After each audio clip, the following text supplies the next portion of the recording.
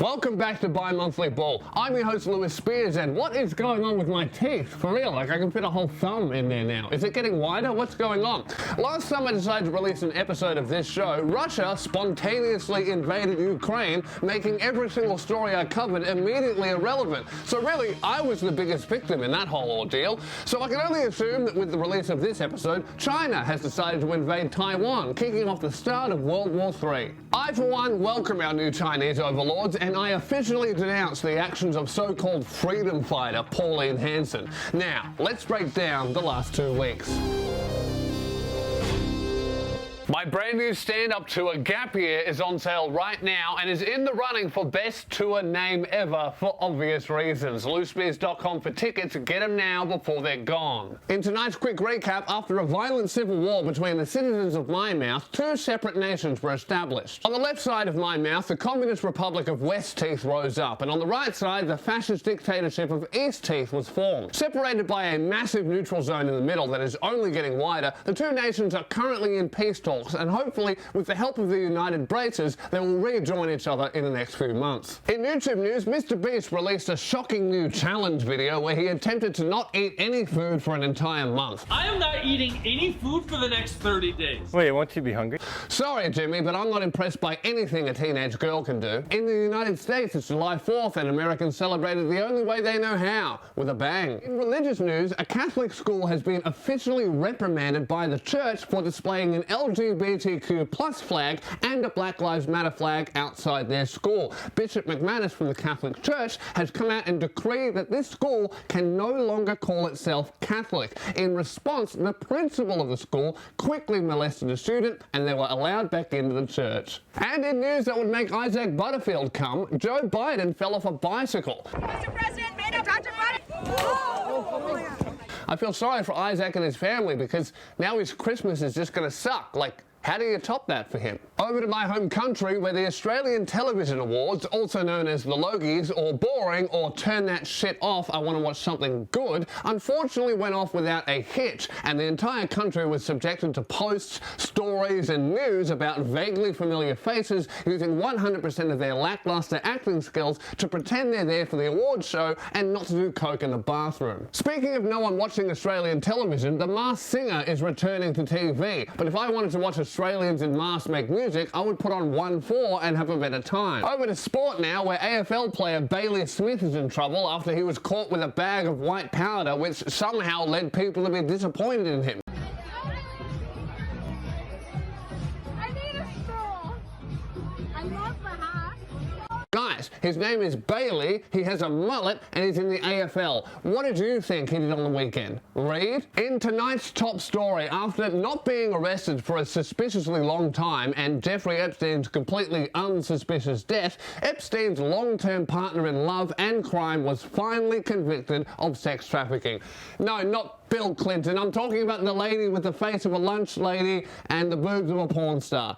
No, not your mother, Ghislaine Maxwell. Talking about her. She was finally convicted of sex trafficking and sentenced to 20 years. This is great news. Finally, we get to find out who Epstein and Ghislaine's clients were. After all, how can you have this many sellers without any buyers? It's not cryptocurrency, is it? Well, Ghislaine, despite getting 20 years for trafficking, seemed to have as many clients as your friend from high school who became a naturopath. None. No one else has been named, charged, arrested, or investigating, and despite what was clearly an international sex trafficking ring involving billionaires, celebrities, politicians, and people in power, was actually, according to the courts, just a small mum-and-pop hobby farm. Actually, there were no parents, it was just kids, really, and it wasn't a farm, it was more of an island that you couldn't get to unless you were invited, and the island was full of cameras, secret rooms, dungeons that only locked from the outside, and a comprehensive list of powerful visitors and clients who, I guess we just shouldn't worry about at all. Because Ghislaine trafficked to Epstein, and Epstein trafficked to Ghislaine, and now Epstein has died, the case is closed, he killed himself, we weren't filming at the time, stop asking about it, not suspicious at all, the case is closed.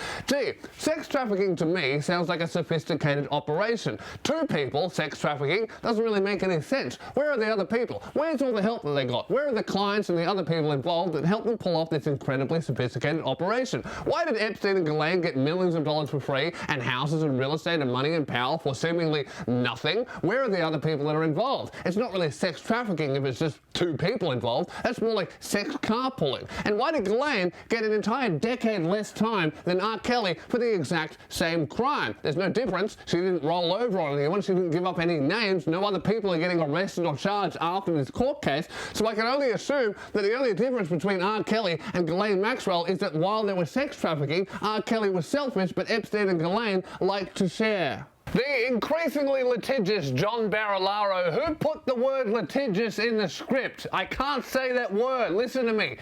I wrote the script. That's technically self-harm. John Barilaro, who in certainly not my opinion, but in the eyes of some other people who can't be named for fear of being sued, seems to slightly appear quite meatball-like. Again, in their opinion, not mine. In my opinion, he looks like Mario's sad fat cousin. In the last few months, John has withdrawn from Parliament, withdrawn from his position as Deputy Premier, and just now withdrew from the newly created New York trade role that he just got. Barilaro pulls out more than your average teenager, and for a guy that hates being called an Italian mafia boss, seems to want to live like one. John, if you didn't want the entire country making jokes about you appearing to show similarities to a theoretical mafia boss, maybe you shouldn't have taken a job in the city of pizza and I'm walking here where Al Capone was born. If I told you to stop calling me a pedophile, then got a job at the Vatican, what are you going to do? Stop? If I told you to stop calling me a pedophile, then started up a Minecraft YouTube channel, what are you going to do? Stop? If I told you to stop calling me a pedophile, then I started moderating a Discord server, what are you going to do? Stop? Yeah, okay, sorry, I wrote so many of these jokes, I couldn't pick a favorite, so I just put in 3. Also, I'm going to put more in the comment section, and I would love to hear yours. The only way these jokes would be worse, John, would be if you got a job in the Mushroom Kingdom, and the Mushroom Kingdom just sounds like your favorite pizza place. Now, to the average viewer, if John Barilaro getting this New York trade role days after resigning as a politician smells fishier than a capricciosa, you'd be onto something. Because John Barilaro, while he was a politician, announced the creation of the New York trade role, and now, days after he leaves politics, he's the first person to get the job that he had a big hand in creating.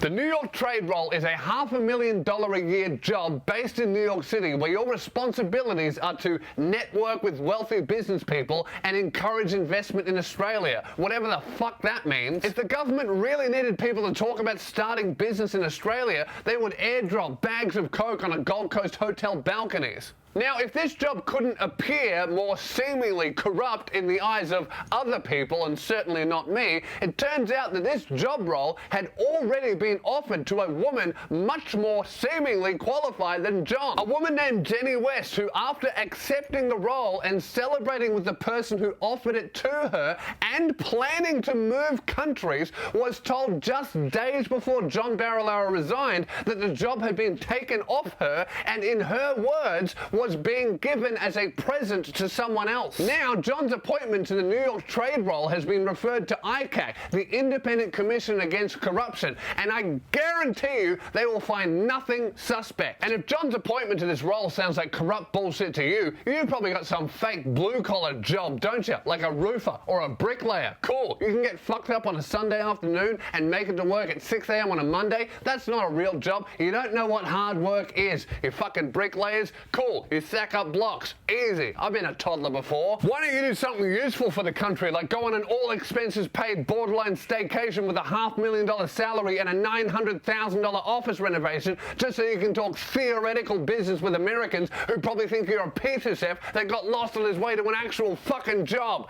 Get rid of John. But hey, what do I know? I'm just an Australian comedian with a gap tooth and a lisp. You should probably just believe whatever you're told to believe. Life is much simpler that way. Grab tickets to my live show at louisspears.com. I'm touring all over the place. I'm Louis Spears. Like, subscribe, and I'll talk to you again in 2 weeks.